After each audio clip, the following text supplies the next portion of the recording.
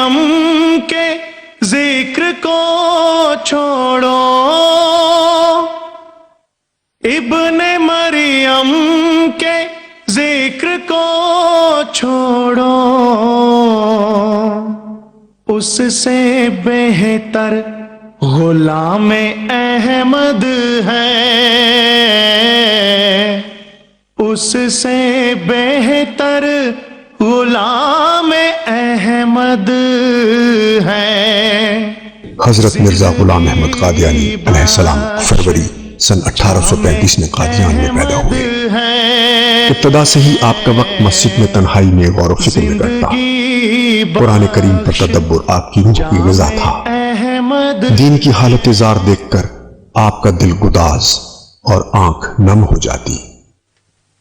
آپ نے اسلام پر غیر مذاہب کے حملے دیکھ کر اس کے دفاع کے لیے ایک کتاب براہین احمدیہ کی تصنیف کا آغاز سن 1882 میں کیا، جس میں آپ نے غیر مذاہب والوں کو چیلنج دیا کہ جو حقائق و معارف قرآن کریم میں پیش کیے گئے ہیں ان کا عشر اشیر بھی اپنے مذہب کی کتب سے پیش کر کے دکھائیں۔ آپ پر اللہ تعالیٰ نے کثرت سے مکالمے و مخاطبے کا دروازہ کھولا۔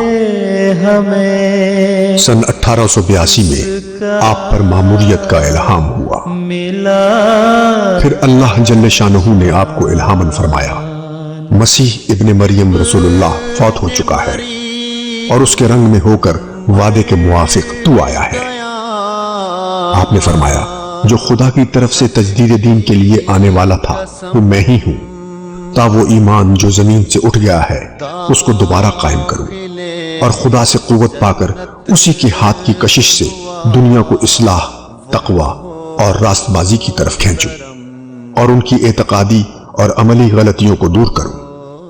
حضرت مرزا غلام احمد قادیانی مسیح موعود و مہدی موعود علیہ السلام نے ایک ایسی جماعت قائم کی جس کے خمیر میں خدمت دین اور اعلاء کلمت اللہ اور اسلام کی نشت ثانیہ کی تڑپ رکھ دی۔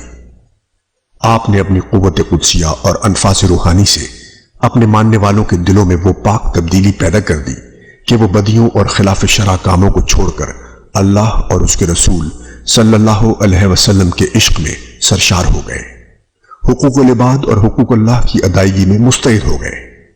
انہوں نے اپنی جان، مال، عزت اور وقت خدا کے حضور نچھاور کرنا شروع کر دیا۔ اپنی اولادوں کو دینی خدمات کے لیے خدا کے حضور پیش کرنے لگے۔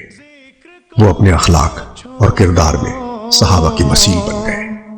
اس سے بہتر غلام احمد ہے، اس سے بہتر غلام احمد ہے۔ ابن مریم کے ذکر کو چھوڑو، اس سے بہتر غلام احمد ہے، اس سے بہتر غلام احمد ہے۔